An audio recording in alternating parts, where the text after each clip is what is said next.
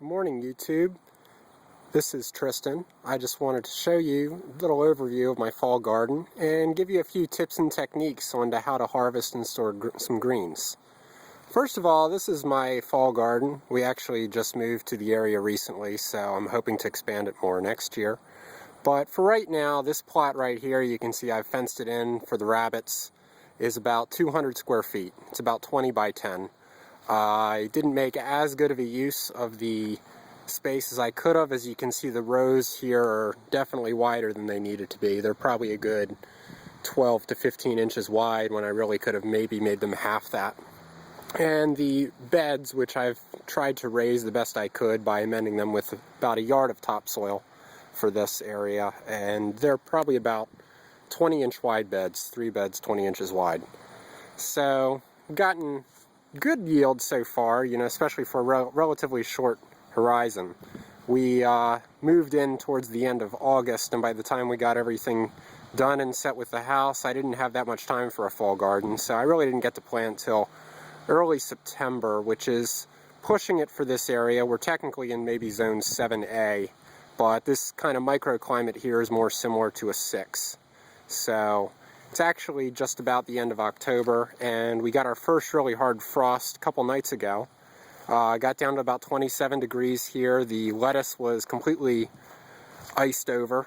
It's actually bounced back nicely. It's been cut back since, but really very little frost damage to the lettuce, and very little frost damage to anything. Got a few leaves that were a little bit frost damaged that I've been able to pick out, but no big deal. What I really wanted to show you today was my chard harvest. Chard is relatively uncommon still. It's similar to a spinach in terms of its greens, but it's really basically a rootless beet. It's most closely related to beet. But I'll show you here why I really like it, and it's definitely one of the things that you don't see people growing that much, but one of the things that I prefer. This section here has actually all been cut back already, and I'm going to talk about that in a minute. But I'll show you down here. This area down here has not yet been cut back. And I'm going to show you guys a resource that I use that I recommend to everyone in a few minutes when I go inside. But you can see right here, I've cut this down with a butter knife. Pretty low. I could actually cut it right down and cut all the leaves off, but I've left a little bit of leaves here just to help it bounce back, hopefully a little bit better. This is not like a collard green or a kale where you can't cut the center. You can cut this straight down to maybe just about an inch out of the ground and just leave the bare stems, and it'll come back as long as it's warm enough and it doesn't kill it off. This chard is not quite as hardy as a spinach or a kale, but as you can tell, we had a good hard frost here, and I still have very little frost damage to this. So basically, I've already gotten about 4, say 1.5 pound containers of chard out of this that I've cut back, so I'm hoping to get a 5th. And you can see I literally just cut it with a butter knife. Just hold it and cut it. And that's the fastest way to get this harvested. And you can see I got a good pound and a half here, which did not take me long at all to cut. Maybe a couple minutes to cut this, if that. So I'm going to go ahead and show you the setup that I got inside for harvesting this and cleaning this as efficiently as possible.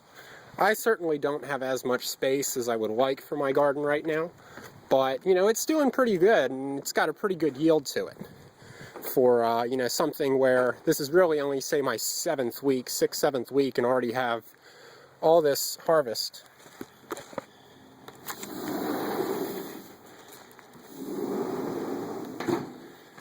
You can see right here, this station over here was for washing some lettuce and drying it, which actually works pretty well. I do it the same way that I do the chard. Now, right over here in the sink, this is what I do. I just fill the sink up with some water, and then I go ahead and put the greens in and just try to get the dirt off of them. This is actually really good in terms of it saves a lot of water, and more importantly, it saves a heck of a lot of time. So this has been soaking for a few minutes, so it's pretty much ready to go in the pot. I already have some in the pot over here, so I'll be able to fit what's in the sink in the pot and go ahead and cook this. And I'm going to go ahead and show you here.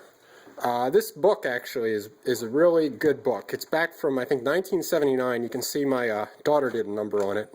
She somehow knew this was my favorite, and the cover's gone. But I just wanted to show you this Joy of Gardening. This book actually was written by a guy who helped to develop the first Troy-Bilts, back when Garden Way owned them, which was a Troy-Bilt company.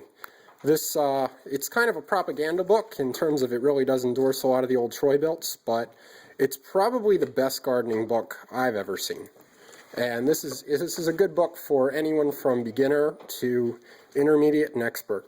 In this section here, this is where, the author had talked a lot about this. It's funny, a day will come when it is more popular than spinach. We're still waiting. The book's about 35 years old, but that's okay. So, this is where, in this resource, had cut it right down all the way to the ground and, really just left a little bit, and you can already see, I'm hoping I get as good of a bounce back as, it recommends in the book. And another reason here, this is a more modern book, Mini Farming.